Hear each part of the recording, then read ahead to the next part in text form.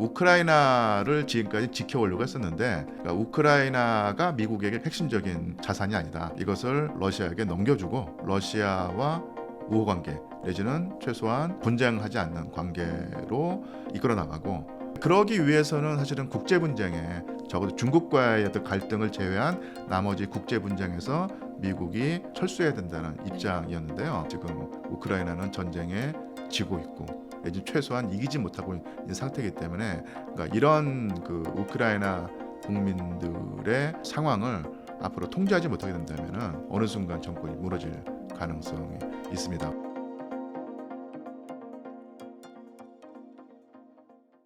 트럼프 대통령이 이 예. 러우 전쟁을 바라보는 시각은 어떤 거라고 보시는지 또 예. 이 향후 러우 전쟁 종전에 예. 어떤 영향을 미칠 거라고 보시는지요?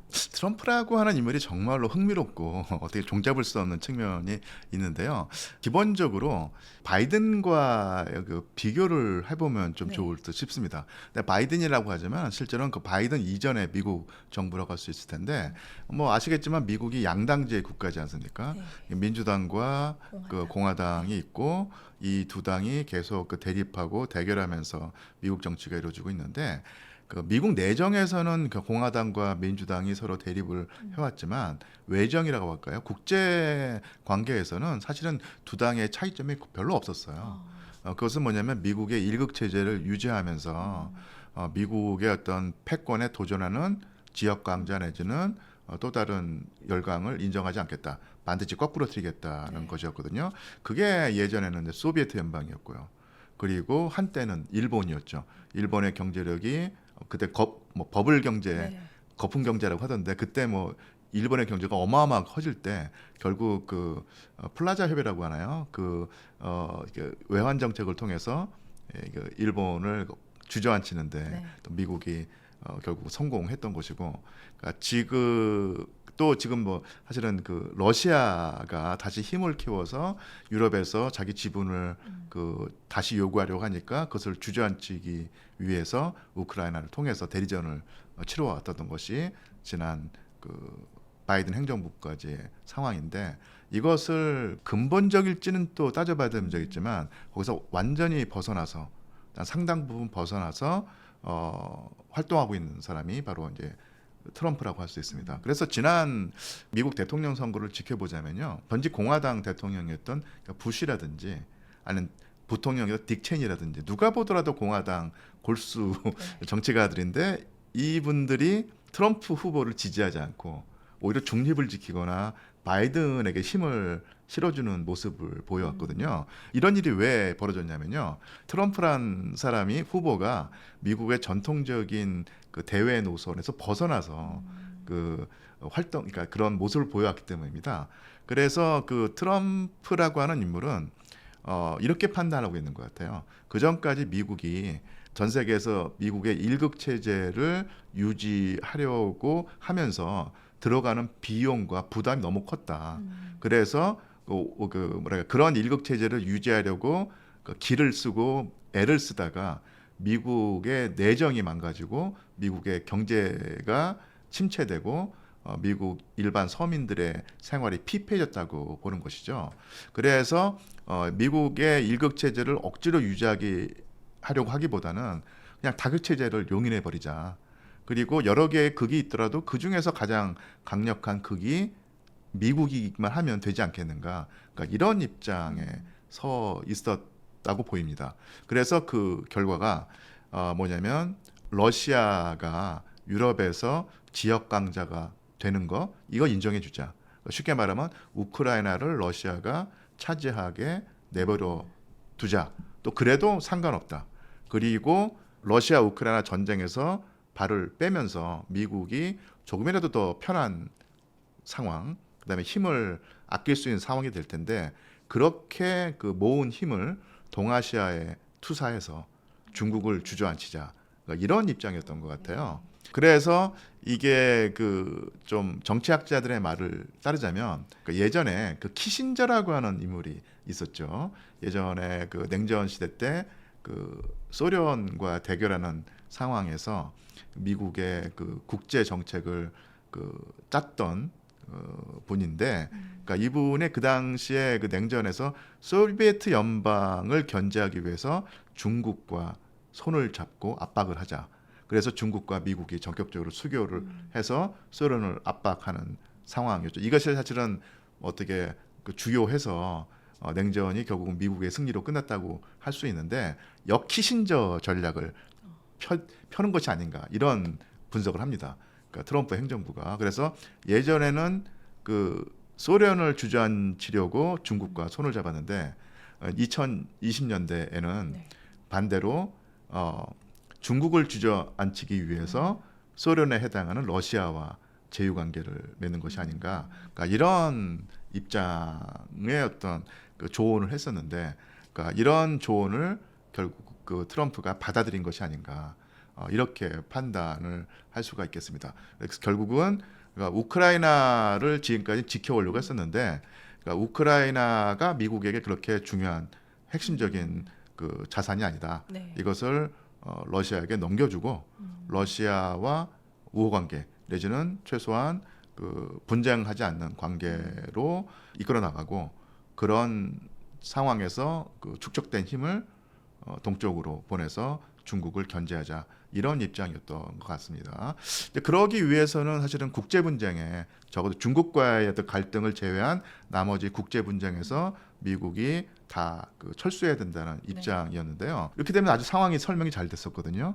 근데 최근에 좀 변수가 생겼습니다. 아시겠지만은 이 이란과 이스라엘 분쟁에 트럼프 대통령이 적극적으로 개입을 해서 모르겠습니다. 어떻게 될지 모르겠지만 지금 이스라엘에 힘을 실어주면서 이란을 견제 내지는 이란의 어떤 그 체제 변화까지도 시도한다는 식의 발언을 하고 있는데요. 이렇게 된다면은 이것이 과연 그 트럼프 행정부가 세계의 국제 분쟁에서 발을 뺀다는 입장이라고 분석을 해왔는데 여기서 또 이제 뭐랄까 좀 설명 안 되는 부분이 네. 있는 것이죠. 그래서 이게 참 트럼프라고 하는 인물을 일관된 정책을 가진 어떤 정치가라고 보다는 상당히 돌발적이고 어떤 그 원칙이 없는 것이 원칙이 네. 라는 어떤 그런 또 해석을 해야 되지 않는가 이런 식으로 상당히 좀 그 분석이 복잡해지고 어려워지는 상황에 처했습니다. 최근에 이란 이스라엘 분쟁에서 또 한번 트럼프가 얼마만큼 좀 잡기 힘든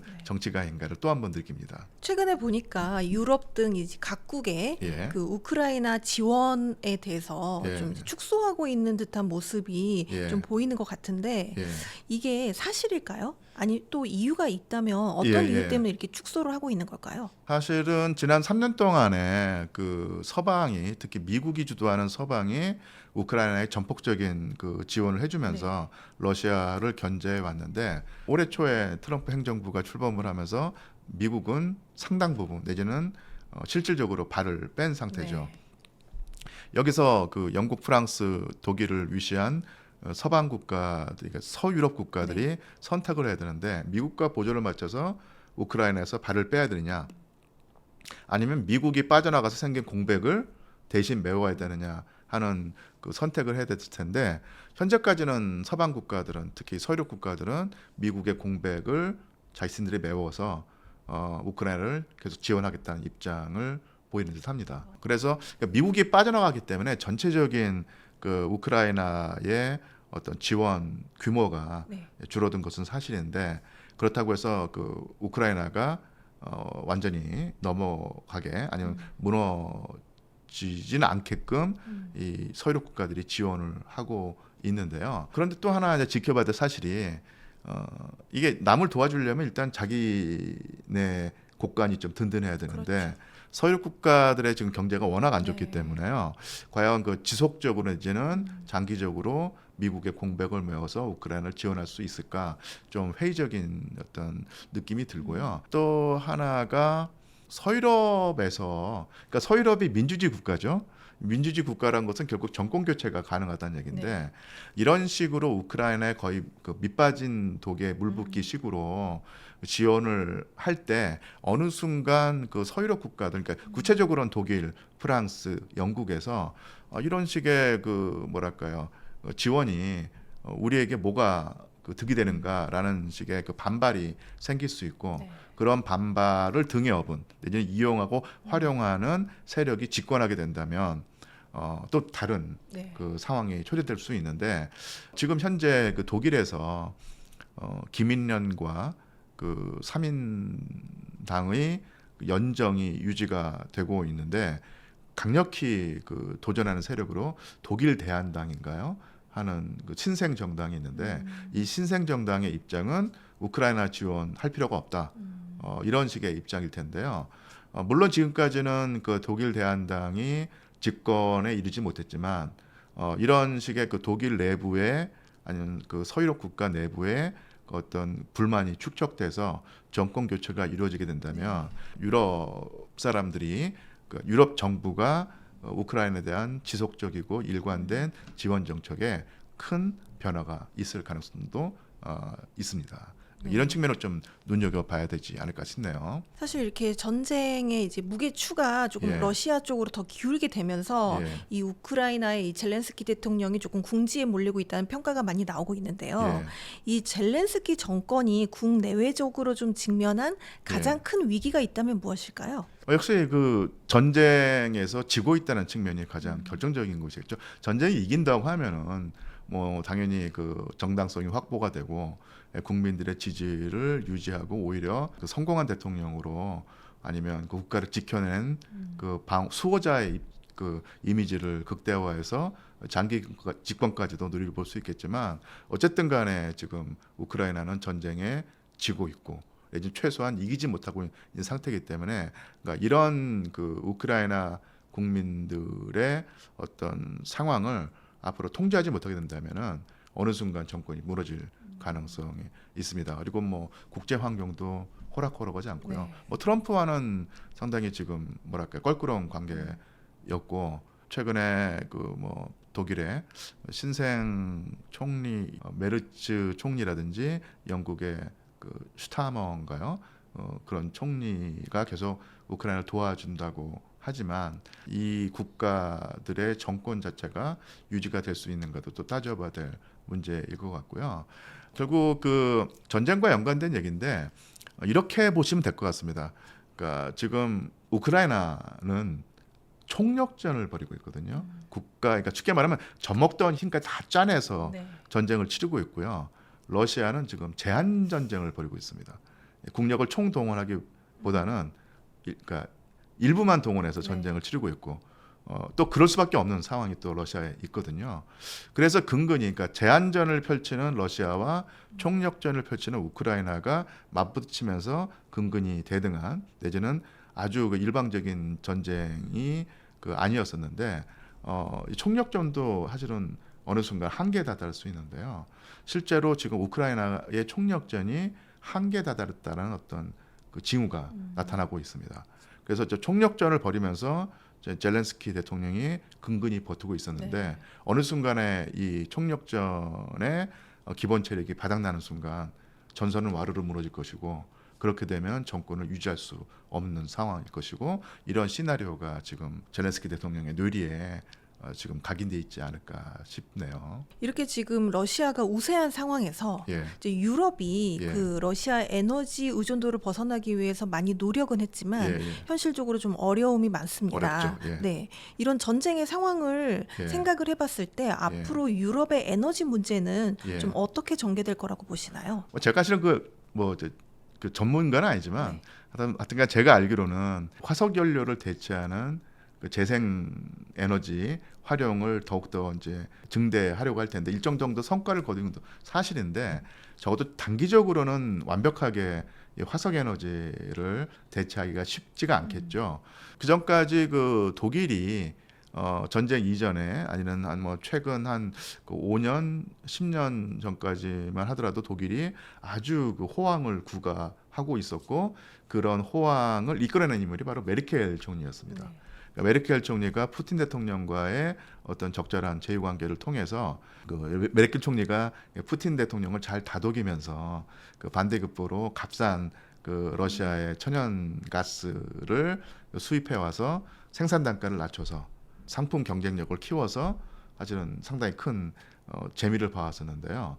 전쟁이 일어나면서 그러니까 메르켈 총리가 사실은 은퇴를 했죠. 그리고 전쟁이 일어나면서 그 러시아의 그 값싼 에너지가 수입되지 못하고 그러면서 독일 경제가 망가진 상태가 되거든요. 그러니까 이런 비슷한 일이 뭐 프랑스라든지 영국에서도 일어나고 있는데 이것을 대체하려고 하면 역시 미국에게서 상당히 비싼 가격으로 그러니까 러시아의 천연가스에 비해서 3배, 4배 비싼 그걸 들여와야 되는 상황이기 때문에 상당히 어려운 입장이 되죠. 그래서 뭐 에너지가 결정적인 어떤 충격으로 다가가서 그 서방 경제가 무너지진 않겠지만 계속해서 그 압박을 받아야 되는 상황이고 이것이 바로 궁극적으로는 그 경쟁력 약화로 네. 그 작용을 하겠죠. 그래서 지금 그 서유럽 경제가 좋지 맞습니다. 않은 상태일 네. 텐데요. 이 근본적인 해결책이 있지 않을 것 같아요. 그래서 아주 경제적인 실리만 따지자면 그 영국, 프랑스, 독일이 사실은 그러니까 경제적인 실리만 따지자면 우크라이나를 포기하고 러시아와의 관계를 다져야 될 텐데 뭐 정치적인 이유라든지 나름대로의 어떤 판단을 해서 그런 쪽으로 다 가지 않았다고 했을 때 그런 경제 부담 내지는 저해 요소를 끝까지 안고 가야 되는 상황인 것은 분명한 사실이고 이것이 서유럽 그 경제뿐만 아니라 정치의 불안 요소가 되는 것도 분명한 사실입니다. 좀 방금 말씀해주신 것처럼 이 러우 전쟁이 장기화될수록 예. 또 지금처럼 러시아가 우세인 상황이 계속 길어질수록 예, 예. 이게 유럽 경제나 안보에 예. 영향을 많이 미칠 것 같은데 예. 어떠세요? 크게 보면은요. 사실은 제가 볼 때는 이거는 누가 더 오래 버틸 수 있나 싸움 같아요. 그러니까 물론 이제 미국은 이제 좀 빠져나갔지만 서유럽 사람들이 볼 때 이 전쟁을 지속하게 된다면 러시아와 우크라이나의 전쟁을 지속하게 된다면 어느 순간에 러시아가 과부하가 걸려서 나가 떨어질 것이다라는 생각을 하고 있는 것이고요. 그 러시아 같은 경우도 자기가 좀 사실 숨도 차오르고 그 힘든 건 사실이지만 조금만 더 버티면은 이 서유럽이 버티지 못할 것이다 이런 생각을 하고 있는 듯합니다. 뭐 사실은 뭐 나름대로 다 그런 그 주판을 튕기면서 속셈을 해서 그 입장을 정했을 텐데 저는 굳이 그 뭐랄까 예측을 하거나 판단을 한다면 이 뭐랄까요 좀 더 잘 참고 버티는 데에서는 서유럽보다는 러시아가 더 잘하지 않는가 네. 이런 생각을 해봅니다. 이게 그 러시아란 나라의 그 어떤 역사를 살펴보면요, 힘든 상황을 참고 버티는데 아주 그 특화된 측면이 있거든요. 그런 면에서 굳이 그 누가 더 숨을 참고 오래 버티는가를 따져보라고 하자면 저는 러시아를 택하고 싶습니다. 예. 지금 이렇게 좀 불확실한 국제 정세가 계속되고 있는데 예. 이런 상황에서는 좀 예. 개인 투자자들이 예. 좀 새로운 투자 기회를 발굴하거나 예. 또 예. 리스크를 관리하는 차원에서 예. 이게 좀 포지션을 좀 정할 필요가 있는데 예. 예. 이런 부분에 있어서 조언을 좀 해주신다면요. 저번에도 말씀드렸지만 제가 정말로 그 투자라든지 이런 그 뭐랄까 뭐 주식 내지는 경제 운영에 관해서는 뭐 말을 보탤 수 있는 어떤 식견이 없는데요. 네. 아주 뭐 크게 말씀드리자면요. 그러니까 G7으로 대표되는 전통적인 경제 강국들의 지분이 계속 축소되고 있다. 이것은 뭐 사실은 절대적인 축소가 아니라 상대적으로 G7 국가 이외의 경제 규모가 더 커졌기 때문에 그런 측면이 있거든요. 그리고 또 하나가 어쨌든 간에 제가 볼 때는 서유럽의 활력이 떨어진 것도 사실이고 국제 관계 변화의 흐름에 오히려 역행하는 측면이 있기 때문에 그 축소의 그 속도가 더 빨라진다는 느낌이 들거든요. 반면에 그 G7 이외의 국가들라고 했을 때 우리가 하는 거 브릭스 체제라고 하지 않습니까? 그래서 뭐 구체적으로 글쎄 러시아, 그 다음에 인도, 중국을 포함할 수도 있겠고요. 아직은 남아프리카 공화국, 그러니까 브라질 이런 것처럼 유럽과 미국을 제외한 나머지 경제 강국들일 텐데 이 강국들이 처음에는 느슨한 모임을 가졌습니다. 그게 바로 그 브릭스 체제일 텐데 지난 10년 동안 이 비합적으로 성장을 해서요. 지난 해에 이 브릭스 총회가 러시아의 그 카잔이라고 하는 도시에서 있었는데요. 정말로 호황리에 성료가 됐고요. 네. 아마 우리나라 언론에서 충분히 주목하지 못했다고 저는 보는데 회원국도 많이 늘어났고요. 그리고 또 지금 자기를 브릭스 체제에 받아달라고 하는 국가가 줄을 잇고 있습니다. 그리고 예전에 그 느슨한 관계에서 벗어나서 조금 더 끈끈한 유기적인 관계가 형성이 됐던 것이고 그 브릭스 체제를 구성하고 있는 주요 강국들의 경제 규모가 또한 또 지난 5년 동안 훨씬 더 커졌던 거죠. 대표적인 예가 바로 인도라고 네. 할 수 있습니다. 그 또 하나 중요한 것이 오늘날 그 국제 경제에서 기축 통화가 역시 달러일 것이고 달러 다음에 역시 유로일 텐데 달러의 그 위력이 예전까지 못하고요. 또한 서유럽 경제가 워낙 지금 상당히 고전하고 있기 때문에 유로도 상당히 힘이 떨어졌는데 그에 반해서 이런 그 달러라든지 유로를 대체하는 기축 통화 체제로서 이 브릭스 체제가 네. 큰 힘을 발휘할 수 있기 때문에 브릭스 체제를 무시하는 순간 큰 낭패를 볼 수 있다. 아주 세세한 어떤 흐름을 예측할 수는 없지만 이 거시적으로 G7의 어떤 위력이 위상이 줄어들고 브릭스 체제의 위상이 커지고 더 강력해지고 있다는 사실을 염두에 두고서 어떤 판단을 한다면 적어도 장기적인 어떤 투자에서는 네. 손해를 보지 않을 수 있겠다. 네. 이런 식의 그 한 역사학자의 야매 투자 네. 그 조언을 걸러서 들어주시면 고맙겠습니다. 예. 알겠습니다. 오늘 정말 소중한 시간 내주셔서 너무 네. 감사드리고요. 예. 마지막으로 성공의 진심인 구독자분들께 예. 한 말씀 부탁드립니다. 글쎄요.